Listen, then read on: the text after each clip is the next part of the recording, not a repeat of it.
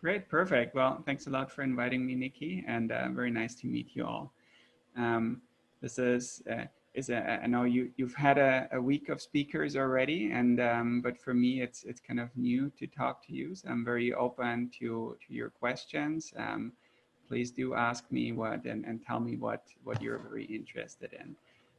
But I thought I can give a bit of an overview of what we're doing at Kodiak Robotics, maybe what I did before, how I got here, and then give you some insights what I think is different in how people do things here in Silicon Valley. I know you've heard that from different perspectives this week, and so I'm happy to give you my perspective. Uh, yeah, so I'm at the moment, I'm the Vice President of Engineering at Kodiak Robotics. We're based in Mountain View, California. So that's, I think Nikki has shown probably a map of where things are in Silicon Valley. It's kind of on a peninsula, kind of towards San Jose, closer to San Jose than San Francisco, about 45 minutes south of San Francisco. I also live in Mountain View, and I live actually 2 blocks away from Waymo, which is my previous employer. So I started off when it was still called Google, and I worked there for about 5 years, and then said like, okay, it's actually really interesting for me to have seen such a big company. Waymo tends to say that they're a startup, and they're kind of a startup within Google, but still it is Google, right? Like it's a very large company. So it's kind of different than starting from scratch. And so I thought, like, coming from Austria and being here in Silicon Valley, if I don't have plans to do that right now, but if I ever go back to Austria and I would not have been in a startup, I felt like I would have missed something. And missed an experience, right? And so I thought, like, okay, I want to go to a startup that is a really good fit in terms of the topic, in terms of the mission that and the vision that I believe in. And that's when kind of I started looking at some different opportunities, and Kodiak came around, and I thought, like, okay, this is great because I can really be there from the beginning. And I joined like 2 weeks after it was founded. As like the 3rd employee. And that was in May 2018, so a bit more than 2 years ago. And since then, from 3 people, we've grown to about 80 people. And I have led that growth as kind of the engineering leader, because most of the growth really was on the engineering side. So what do we do? I can go into the Waymo background as well a bit later on if you want, if you're interested. Let me tell you a bit about Kodiak first. So what do we do? We're building autonomous trucks. And those are trucks that in the regular classifications, they will be considered L4 trucks. They're completely autonomous. There will not be eventually anyone in them. They're going to drive empty, but how people distinguish this is like an L5 system basically means it works everywhere. And there's really no L5 systems. And I really believe that L5 systems for a very, very long time will not actually happen. Just because you will always find technically, right, if you take it very directly, that definition, you will always find a place where it won't work yet. so it might scale quite a bit, but it's kind of always an L4 system. Now, our L4 system is really restricted. We're actually trying to create kind of what you would see in the startup world, a minimal viable product that is an autonomous truck that works in one specific environment, and that is on the highway. It would go from an on-ramp onto the highway to an off-ramp. And you can imagine it like on these highways, we have kind of like train stations. We call them truck ports or transfer hubs, where a human driver drives a load to that transfer hub, and then you swap the trailer, and you send that truck on its journey on like that predefined route. So at the moment for us, that is Dallas to Houston. But you could imagine that, for instance, in Europe, it goes between, like we have Brenner in Austria, that is kind of a big passage that is hard to get through every day, right? Like, let's say you go from Munich to Bozen every day, and everyone delivers their truck to some kind of place in Munich, and from that is close to the highway, and from that place to Bozen, you kind of have that like a train on the road, where the trucks go on their own, and then someone comes and actually picks them up at the destination again. So for us, that is Dallas to Houston at the moment. The first and the last mile are kind of short, but we specifically only drive on the highway and very, very close to it. Like you could imagine it like a road that is directly parallel to the highway, and kind of has on-ramps and off-ramps. Now, why is that? Why limit it so much? So for what I have learned at Waymo is that the hard part in autonomous driving is not actually building all the technologies. Like I worked on traffic light detection there very early on. It's incredibly hard to make it work very, very well. Like if you have 4 nines behind the comma, that is really hard to get, versus like you can find online courses to get like a 90%, maybe 95% traffic light detection system. You can build this in a week, right? Like it's not that hard to get to that level, but making it really work is difficult. But then what's even harder is to show that it really works, right? So the difficulty in autonomous driving is really validating and verifying, and actually even setting the bar. When are you done? This is an interview question that I ask my systems engineers a lot. I say like, well, okay, so you're starting here, you're working on this for a while, but when can we launch? What is the line that we draw? And how do we actually build all the supporting documentation around this? Now, if you go and you talk about what we call surface street, inner city driving, then you have a lot of things like, for instance, traffic light, like red light runners, like people doing U-turns where they're not supposed to, like kids running after a ball in a city environment. So even if it's an industrial environment, you cannot exclude those things. And that's why this verification and validation, even if you build the technology, gets so much harder on surface streets. It is totally possible to do it. And larger companies like Waymo do tackle those, which is great, and they should be doing that. So don't think I'm saying this is technology that will not come and it's not doable. It is absolutely doable, and it's absolutely fun to work on. But as a startup, you really need to focus your money and efforts onto something that you can ship soon, and defining that in actually the autonomous driving world is kind of challenging, because there's not a product where you say, hey, we're now done. We just launched this and we're gonna iterate on it later. You cannot compromise on the safety. And so you need to get the safety aspect of it right. And then you can go and maybe further the service level. So for instance, will we add maybe surface street driving at some point in our future of the company? Of course, right? Will we go other routes than Dallas to Houston? Of course, but we need to start at some point and need to keep that so small that we actually get to the point where we can launch. So yeah, that's a little overview there.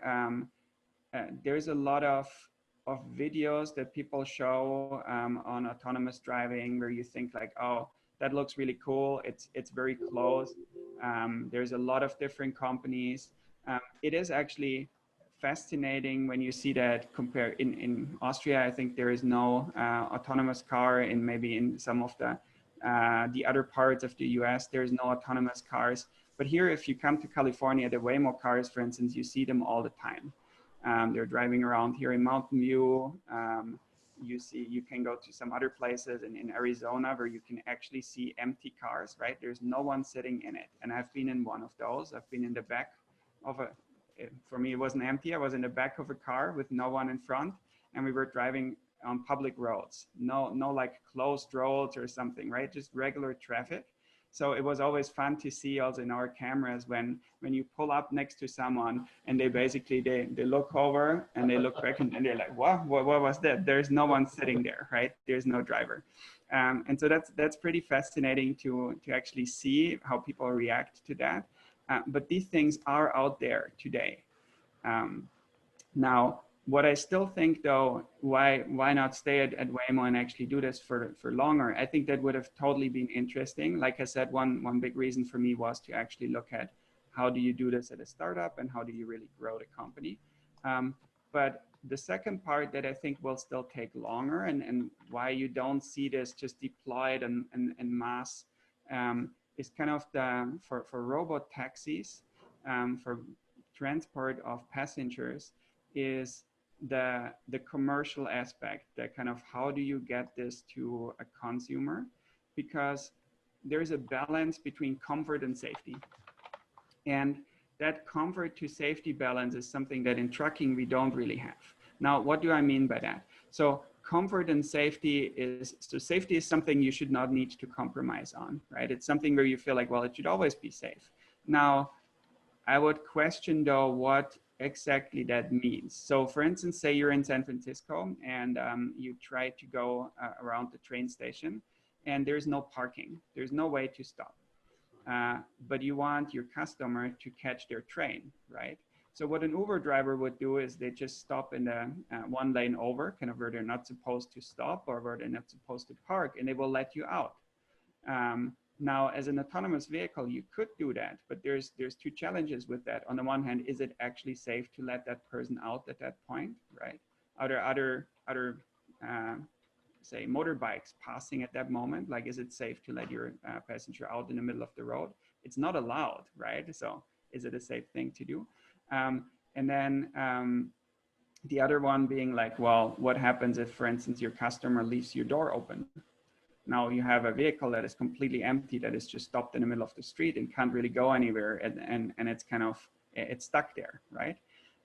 So there's a couple of challenges around this where you would say, well, now the vehicle actually looks for parking and it goes twice around the train station and tries to let you out, but it can't find parking, and so you will miss your train, and you probably do this once or maybe twice, and then you say, come on, for the 50 cents more that my Uber driver costs me, I'm actually going to use that Uber, right? So that is the part, again, like I'm not saying this is not solvable, not at all, but that is why it actually takes a bit longer to really make it useful. I think that specifically Waymo has kind of figured out a lot of the safety aspects of this, but there's also other aspects to that need to be figured out. And I think a lot of the other companies, they're still working on that safety aspect, and they will see along the way that they have to fulfill other aspects of this as well. So I think maybe this is a good point where I have a lot of different things that I can tell you more. I can tell you more about the culture in Silicon Valley. I can tell you more of the how it is to really start a startup from scratch and to look at venture capital. I can tell you more about the autonomous driving technology. And yeah, maybe big company versus small companies. So I'll open it up for you to say like what you're interested in, and maybe yeah, just tell me which direction you want to go. Thank you, Andreas. First of all, kudos. What a great journey. Really cool. Martin in the room has experience with autonomous driving. Maybe you want to kick it off. I would like to know how you think, how long will it take to be on level 5? So. So again, to me, level 5 basically means it depends how you define it, right? If you define it, it literally works everywhere, including Antarctica, right? Like I think it's many years away. In Austria, Austria is for me fine. Right, so all of Austria, but there's like little mountain roads, right? Where it's even for some of us, it's very hard to drive. Will it work there, for instance, without the map, right? Like I think. So level 5 to me means it just literally works everywhere. And I think that is very far away because autonomous vehicles need maps and they need a lot of other components. I do think that we will get there eventually, but it really just means it's just a matter of prioritization, right? This technology will come very, very soon in terms of like the markets where it's interesting. So, and don't think of this just as taxis. Like I said, for instance, trucking is actually a much more defined thing. And you could say, if you go from point A to point B and you want to map that, you can integrate autonomous vehicles already very well into regular traffic. I saw that a lot of the pilots, for instance, that are done in Austria, they're usually on pretty closed routes. It's like, well, there's maybe a fence left and right, or there's actually the vehicle is going super slow and just stopping for everything. This is actually something that I would not call integrated in regular traffic, just because like if you stop for anything that really anything that is there, you will not make progress to your goal and you will always get stuck at some point. So you will need to have technology that lets you go around, say, a blockage on the road that is on your pre-mapped road. You will need to be able to take slightly different routes than just following like a GPS trajectory, right? And so I think that to me is what is really hard for people who are not in the industry to understand the differences. To give an example with localization, our system is actually built on lane line detection. It uses lane information very strongly. Now, that is very different from a lot of other autonomous systems, which go and do what is called HD maps, so high definition maps. Actually, someone goes there and kind of creates, imagine it like a Google Maps, but the information is actually from lasers, and it has height information and it has intensity of reflectivity. So markers are reflective, right? So you can create nice kind of Google Maps style maps. And when you go there again and you drive your vehicle, you create kind of the same information around you and you match the two. You say like, well, where am I exactly to my map that was there before? So they're like, say, 5 centimeter resolution maps where you have like that information everywhere. The problem though is like if that map changes, you don't get a match anymore, right? So that works pretty well in inner city driving, because if you see like, oh, something changed there, you just take, and you have like hundreds of vehicles, well, that one vehicle might have a problem and it needs remote help or so. But the other vehicles will just route around it and they take another route. If you have one highway that goes from point A to point B and everything else, like imagine a mountain pass in Austria, right? Or yeah, there's just the one highway that you have to take. You need to be flexible in terms of construction zones. You need to actually be able to handle things like this on the fly. And because as we know from driving on the highway, construction zones, they just pop up overnight and then they're there and you might not know about them. And so being able to localize to that very well is important. Now, if you were to just go and say, well, I take the GPS for granted, it's on the one hand always there and it's always accurate, and I just follow it blindly. Well, there's no way you can handle a construction zone that suddenly closes a lane, right? You will get there and you're like, well, there's something in front of me, but I really don't know what to do about it. So that's why our system is built on lane line detection, because if there is a shifting lane line, this is really what you need to know about. So, and Waymo is working on which systems? You mean in terms of localization, for instance? Yeah. Yeah, Waymo is using HD maps. Like I said, basically everyone is using HD maps. They do, of course, now, I'm not saying like if anything changes, Waymo's system stops working. They do, of course, some things on top of it to handle changes like this. But the point is more like whenever something changes, and in a city things change a lot, you do need to go and remap things. And now, if you would take, say, and you see this actually from Waymo's press announcements, if you would take a Waymo car and just say like, well, let's drive it in Los Angeles, it's probably gonna take them at least half a year to map the things. And then they need to have enough vehicles there to actually keep the map up to date, right? But that is one of the really good effects. Once you're actually running there, you're also getting the data. And that's maybe where we're getting back to the data. This is all like a data problem, right? Like all of our decisions, all of our learning that we do at Kodiak, they're actually based on the data that we collect on the road. It defines our priorities. It helps us, like, we don't need to go buy a map because we actually drive down that freeway like several times a day. And so we know about all the changes. It's about recognizing it and then, for instance, sharing it in your fleet. So when one truck sees that there is a change, all the other trucks will know within minutes, right? I want just to come back to this data stuff, because I think that's all the sensors which are included in this system or in autonomous driving. So they're collecting a lot of data, really huge data in the background. And do you think there is an option that these sensor builders, or the companies which build these sensors, have a platform to let's say exchange their data from different locations? Or how do you feel this will happen in the future? Because these data are all collected somehow. Mm-hmm. And you mean between different companies and between different self-driving cars, right? Yeah, there's some efforts going on there. On the one hand, there's companies that are trying to kind of accumulate some of that data.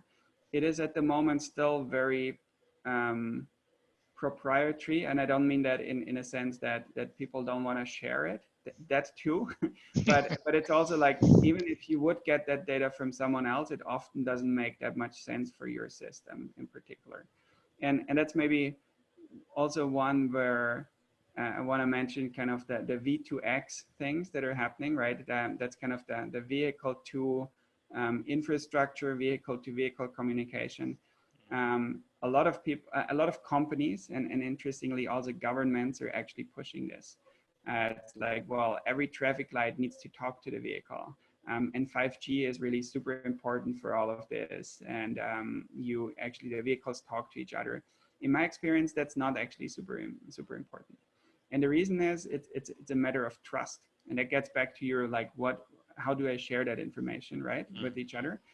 It's a matter of trusting your sources there, and of availability.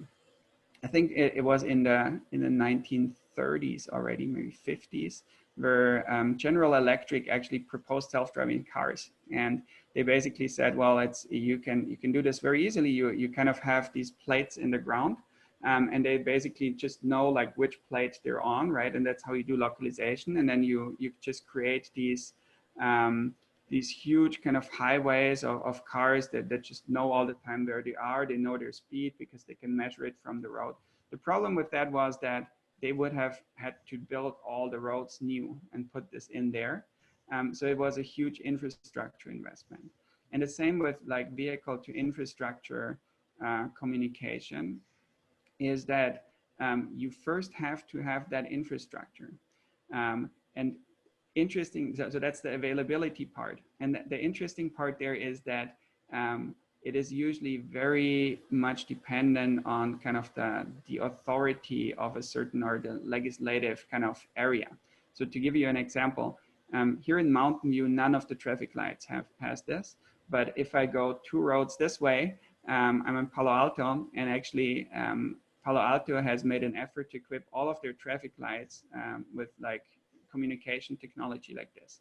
Now you would think, great, so I can launch in Palo Alto and I get all that information. But that's not true, because there's actually a couple of state roads in between. And when you cross the state road doesn't have that technology.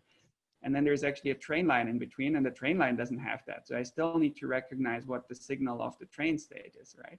So I end up saying like, well, I have 5 cases out of 500 where I still need to recognize this. And so I have to build it anyways. So why trust this other info? And I have to my verification and validation point before, right? I have to make it safe for the 5 cases.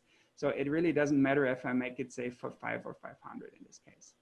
And that's where like this communication and kind of data sharing comes in as being challenging. in an online fashion. Now, what people do is, for instance, share scenarios, share things where they would say, hey, I have seen this challenging information or this challenging situation. Can your self-driving car handle this as well? And I think this will actually maybe go in the short-term future a bit in the wrong way, in that some companies will say like, look, we're launching our thing and we actually did very good validation and verification, and we're trying to block others from entering the market by saying, look, this is all the stuff that we can do. Can you do it too, right? I think that that's something that we will see people sharing that to actually make their own case and to show like what they did.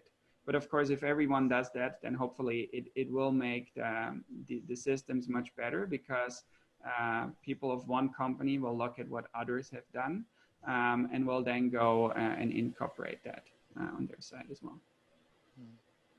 Yeah. I can see if maybe, let me just in the background check real quick if there's any videos I can show you of kind of our system, right? I'll just show you some actually on. Do you think the governance in US is perfect for autonomous driving, or why is this hype there so big? So, because all around the world they're trying to achieve this, but I think in Silicon Valley there is a really spot on that, right? Yeah. Let me answer that one first. Is this from the governance side, or why do you, or are this the companies which are there, or is this the mindset there, or what is the factors for that? Yeah, I think it's a couple of different factors. One of them is just the big opportunity that you see. So for instance, for Kodiak, this is like the trucking market is a huge market, right? Like it is. Let me give you the exact number. I actually have it here. It's just that I give you good numbers here. And then while Andreas is searching, I think it's also a race between China and America. There's a lot going on in China with autonomous driving. So yeah, the long-haul trucking market is 796 billion total accessible market, right? So the robotaxi market is 70 billion. So long-haul trucking is 700 or 800 billion, right? The local delivery is about 12 billion. So the trucking market is huge. And interestingly, it is very, very fragmented. So you would have actually a lot of drivers that are looking for positions, because the trucking companies are not treating them very well. There's a just very recent episode on NPR, the National Public Radio here in the US, that actually talks a bit about that. But within the next decade, there's over 1 million truck drivers that are looked for. And with all of the economy kind of switching to deliveries, and now actually with COVID, that's even more so. Like I can speak from my own kind of experience over the last few weeks. We basically order everything on Amazon, right? Like literally everything, from the smallest thing to the biggest thing. Like we have a lot of fires at the moment here in the Bay Area, and they're basically, we just ordered an air purifier, and the air purifier is really big. But then we order like little books for, we order even food things on Amazon, just because we're not really going to different stores and looking for it. It just gets shipped to us. So all of that, interestingly, if you look around you, everything that you see has at some point been in a truck, right? At some point it was in a truck. So it's quite interesting, except for if you made it yourself, but everything that was delivered to you. And so trucking is really this huge economy, and it's very fragmented. So the largest players in this industry, they have about 4% market share. And so it's really like a lot of like the large companies having several thousand trucks. and then there's a lot of very, very small ones that have maybe 10 trucks, a lot of them maybe 2 or 3 trucks, maybe 1 truck, just owner operators that are running this. And so from that comes actually the need in the trucking space. Now, why the need maybe on the passenger vehicle side, to answer it more holistically, is I think driving is just very different in the US, right? Like you basically don't really, if you have been here in the area, people don't really use public transportation. It's quite interesting. You do use maybe the Caltrain here. It's just about getting electrified here. It was like a diesel train so far.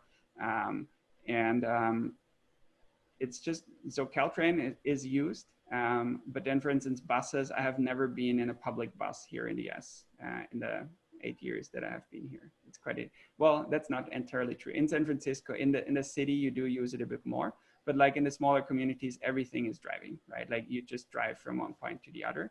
And so it just has a very different market, I would say. Now, from the government side, you ask like, that actually depends a lot on the state. So California wanted to be really kind of being one of the first states that looks into this and defines like what the regulations are. But by that, they actually made it really more difficult for companies than being more helpful. Now, Texas that's why we're driving in Texas. Texas is really the opposite of that. Texas basically says, well, you can do whatever you want tomorrow or today. Like we could actually take the driver out and drive a completely empty truck on Texas highways today. There is zero approval that we would need for anything, right? It's quite fascinating. And they basically say, well, don't mess it up, because if you mess it up, we need to introduce some legislation around it. Right? So that's kind of how they would see it. And that's the different point of views there. Yeah. What is your roadmap for the next years? Mm-hmm. Let me maybe show some of these videos before I answer that. Okay, so this is when you think of like highway driving, right? Like this is actually like 50 miles of being engaged here, just driving down the road. It's kind of boring. There's basically not that much happening, right? When you drive a truck down the road. Sorry, let me try and switch to is it better now? Just to see the videos. So basically you're driving there, you're staying in your lane, you're driving down the road. And that goes on and on like this.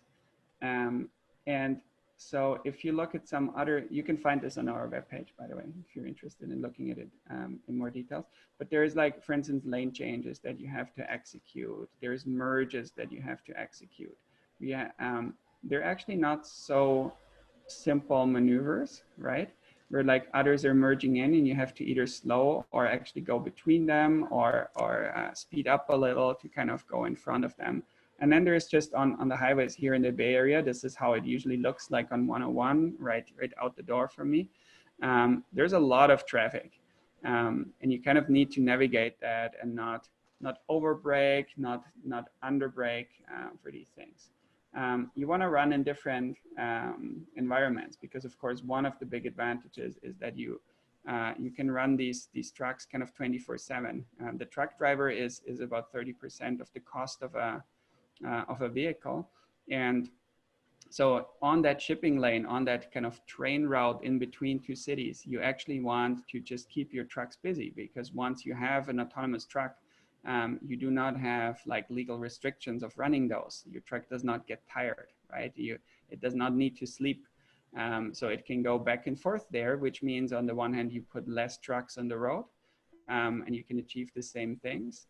But also you keep you actually do, in our model, you do keep your truck drivers, just that they stay local and they don't spend like many nights a year. Like a lot of truck drivers spend more than 200 nights a year on the road. So you actually do keep them local, and they can stay with their families, and they basically do their regular 8-hour day. in shifts there, but they go just to your transfer hub and pick up the loads and deliver them locally to a warehouse or to whoever needs them there. So that's roughly how those work. Now coming back to your question, what is the roadmap, right?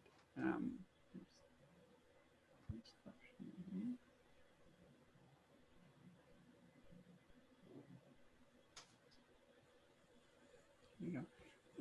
So what is the roadmap? I think Nikki describes this very well in some of his talks about kind of exponential technology, right? This is not something where we can go and actually sell something tomorrow. It needs a lot of investment and development before you actually see something. And it's actually quite challenging to get the right investors who understand that and to have people, to keep people motivated around this when you cannot show revenue. Right. And that is something where, like I said before, it's really hard to actually bring out even like a minimal product before you can fulfill all the safety aspects. That's one of the challenges. Was that the reason, Andreas, was that the reason, do you think, that I feel like you got investment pretty early, right? Say it again, please. You got investment pretty early, right? You started and you got some serious investment pretty early. Was that because it was attached to a business model, or what's the reason? We did, yeah. So what happens there is mostly after a couple of months, really, there's in none of these companies there's actually that much content there yet, right? That you would get that money for. You do get that money for the team that you have assembled in Silicon Valley. So people look at like, how much do I trust that team can actually pull it off? And how much do I want to fund that team to actually give this a chance? And so the better your initial founding team is, the more that investors trust in that. Of course, the more they will invest in it. But what you do is, it's interestingly, in my opinion, it's a misconception that companies who get more money are like better. Or that's not actually true, right? Like you get money based on your plan. So usually you lay out like a 2 years plan, and you say, this is what I want to achieve in these 2 years, and this is how much money I need for that, and that defines how much you get. What makes you like a good or on the one hand, people of course giving you that money, yes, that does mean that you did something right. But on the other hand, it matters like how much of the company they want for this, because they will take a certain share for that amount of money. And if you get that very cheap, then you actually had a better, I would say, a better vision, or people trusted you more in terms of pulling this off than maybe with if they want more for that same amount. So that's really the factor that actually makes it like, oh, this was a great investment that someone got, or it wasn't that much. It's just that usually you don't know that, right? You don't know how much someone gave away for that amount of money. And so we got our investment pretty early on because of the team, I would say, and because of the trust that people put in you to actually kind of get to a good technology. And if you look at Kodiak specifically compared to the competition, I think we have made much faster progress on the technology than other companies. That is, of course, that's not just us. It is also kind of the ecosystem being built around this, where you can leverage some of the companies on the simulation side. We just published a blog post if you're interested in that one. And also in terms of sensors, right? Like for instance, Waymo is building their own sensors for very good reasons. I actually designed Waymo's camera system that they're driving around with at the moment, and built that hardware. And the reason was that there was just no hardware that was suitable for this at the time. Now there are cameras that are much more suitable, because people have to see first that that there is a need for it before they actually go and build it. So Waymo in that case was really is a trailblazer, because I would say 5 years ago, you could go and say, hey, I need a really high resolution camera. and I need it to be mounted on a vehicle. And people would say, well, the best you can get is like a megapixel or two, right? Like, and you would say, well, why not more? And they would say, well, no one needs it. And you're like, well, but I need it. And they're like, well, how many do you buy? And you say like, well, 100. Or in our case with Kodiak, right? Like it's not that many that we would buy, but it has a really steep trajectory that you can actually sell a lot in the future. But even like as a supplier or someone who's working with you, you have to believe into that vision and really buy in. And that is actually a chance for some of the smaller companies in the space to become really big companies. And that's maybe that also like when Nikki talks about like exponential growth. I think that is not just for one company. It is actually for several of them, right? If I'm like a small startup doing, say, camera sensors, and I work with Kodiak and deliver the exactly right camera sensors that they would need, then maybe at the moment I can only provide 10, but I can provide exactly what they would need. But if I'm a very large sensor supplier, I might not be able to provide that, and I might not have an interest because, well, they're so small, right? Why would I work with them? They're like so few pieces. It costs me much more to support them than to actually, than I can gain from it in the short term. However, if that business, in this case of Kodiak, actually starts to really explode because we found the key to unlocking driverless operations, then also that small other company that supplied me the 10 sensors, they will actually grow very considerably, right? And suddenly they're the ones that have, on the one hand, the innovative technology that everyone wants, and they actually have a lot of orders, versus that other one that basically was the big player before does not have it anymore. So that's how these shifts happen. And that's why large companies actually making, it's tiny investments for them, right? It's very interesting. It basically would just mean like, okay, I have that one person supporting this small startup for a fraction of their week in the, or their time in the week. And it could be so easy to support that and actually be in there and get into these new markets. But often it's not seen that way. It's seen as a, no, I'm not going to do that because this is not actually making a difference on my revenue sheet. How does Google see your success? Are you like enemy, or are they curious? Say again, how is? What does Waymo say about your success? I don't know. I don't think there is actually, usually in Silicon Valley, there's not that kind of that envy or like, oh, look, they're doing well. I don't want them to do well. It's more the other way around. Like if you, so maybe saying it differently, of the autonomous driving companies out there, actually, every single one, do I know one? If they're, unless they're coming from an OEM space, everyone that kind of, that has like that is a tech company, that has a kind of serious autonomous driving company, everyone has actually some people in their leadership that I have worked with at Waymo, right? Every single one. It all started from there. You look at Aurora, of course, Chris Urmson was the CEO, or was not the CEO, but he was like the engineering lead at Waymo before.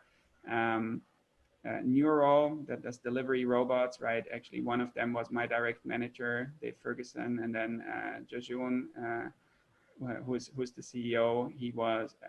He basically worked very closely with me or I worked very closely with him at Waymo as well. And so for Don Burnett, our CEO at Kodiak, was with me at Waymo, right? That's how I got there as well.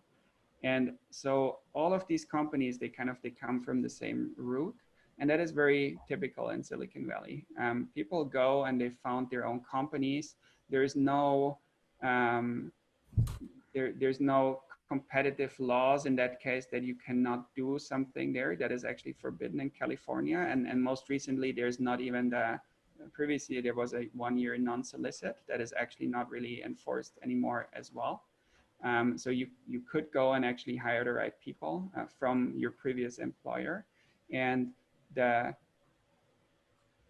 really how that helps also employees is that companies in Silicon Valley specifically, they try really hard to keep their employees happy, because these employees can go wherever they want. Like our people at Kodiak, they're really great employees, and they have so many opportunities. They could tomorrow, and there's also no kind of protection of how when you quit, right? Like you do not need to give 3 months notice or so. It's basically you could quit tomorrow and start at your direct competitor the day after. And so what that means is that employers try to keep their employees much more happy in terms of giving them equity, giving them a stake in the company, sharing information much more widely, making sure that people are heard. And it also has kind of started that as a manager, you're usually, most managers nowadays, I would say, top level managers follow that what I would call servant leadership model, right? Where you're really there to actually help your employees be successful. It's not like maybe in at least how I know it from Europe, that the manager is actually the one who tells everyone what to do. And that's not really how it works here, right? The manager is kind of the facilitator that makes sure that everyone has their tools and has the things that they need. And also, of course, manage performance and give people feedback when they do well and when they do not do well. Of course, you do that. It's not just doing everything just always like an employee wants. However, your main purpose is to make sure that your employees are happy and that they're productive. Can I come back to that roadmap? Yeah, sure. So sorry. For the roadmap, at the moment, it is basically for us, we're driving loads for customers every day. So we deliver loads already with a safety driver. So in autonomy with a safety driver in the vehicle. And so that's the current state. And we have very few trucks, just a handful, because of course, with every load that we transport, we're still losing money. And that's very easy to see because the trucking market is very competitive. So you can't charge like very large amounts of money. And we have 2 people in a truck, and that truck is way more expensive than a regular truck because it has a lot of sensors on it. So really what needs to happen on that roadmap is that eventually we take that driver out, and then it will get much more productive. And on that roadmap, what we've much more economical actually. So what we focus on is really getting to that point. And that involves several parts. It involves, on the one hand, your hardware to be so mature that it, with all the sensors on it that you get also from suppliers, that it is very reliable. And that just takes, developing hardware is actually very difficult and takes time, right? You need to test it a lot and you need to make sure it fits together very well. And these are, again, these are not your standard automotive sensors that have been tested for years. These are usually very high quality, more novel sensors. So that is one key aspect. And on the software side, you keep developing more functionality for your edge cases, and you test that in scenarios. You actually go and make sure you have simulations around all of this, and you build up your safety case. So that is another component on the roadmap.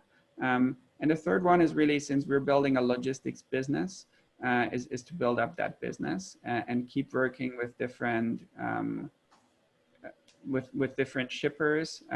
We are the carrier, right? We actually move the goods and we build out our business operations on that side.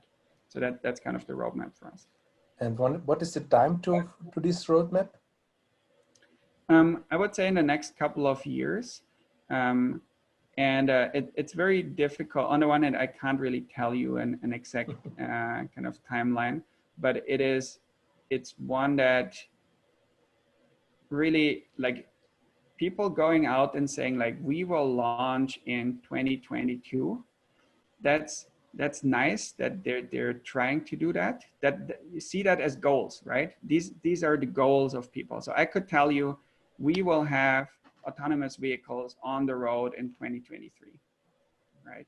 Well, that's not actually true because we have autonomous vehicles on the road today. So it always depends how you set that in context. There's a lot of marketing slogans that OEMs use there and that other companies use. And so it really matters how you read into the message of what it says. So in 2023, I could say we have fully self-driving, like completely empty trucks that drive in a certain area. That would be very specific. And I would definitely internally formulate that as a goal. But it usually doesn't help if I say something like this externally, because the only, like I can either meet it and that's great, but it didn't help anyone. Or you basically can go and say like, well, that is, you didn't meet it and now you didn't do it well, right? Mm. That's why these goals, and again, it comes back to the reason for why it doesn't help or why it's so hard to predict is that unlike, for instance, a regular car where you would say, well, if that feature is not done, I'll just ship the car without that feature. That's not really possible for autonomy, right? You actually need to make it safe or you do not have a product. Mm. Yeah. Well, I guess there's a definition of safety, isn't there? Totally, yeah. Like we said before with the train station, right?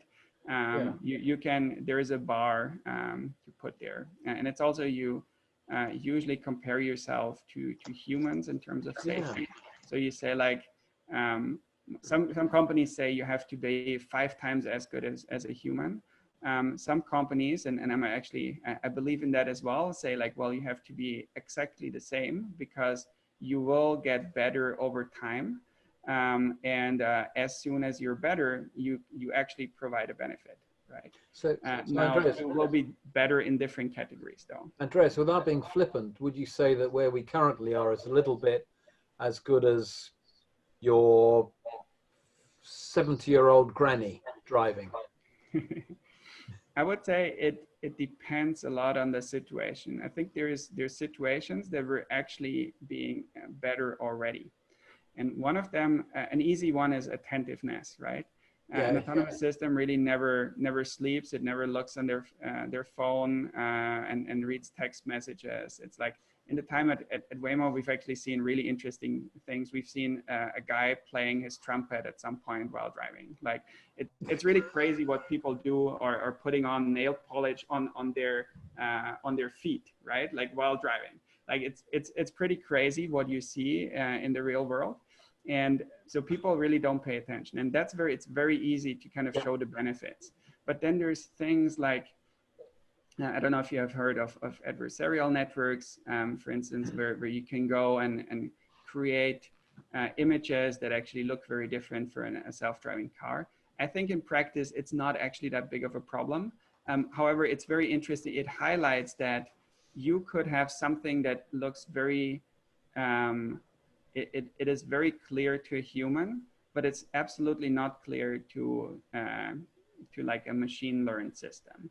And so those are the things where we will see, in my opinion, we will see accidents also happen, and people will not have an understanding for it. People will look at it and say like, well, is this car stupid, right? Like obviously, this was obvious to me that this is different.